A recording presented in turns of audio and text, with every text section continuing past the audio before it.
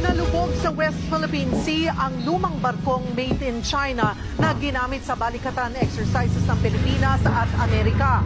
Pinaulanan ng missile at bomba ang barko hanggang sa mawasak ito. Nasa frontline ng balitang yan, si Brian Castillo.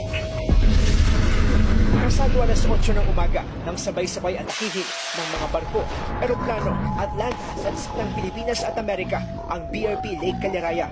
Ito ang nagsabing target sa maritime strike exercise ng balikatan sa Lawag, Ilocos Norte kanina. Malayo at hindi kita mula dito sa aming kinaroroonan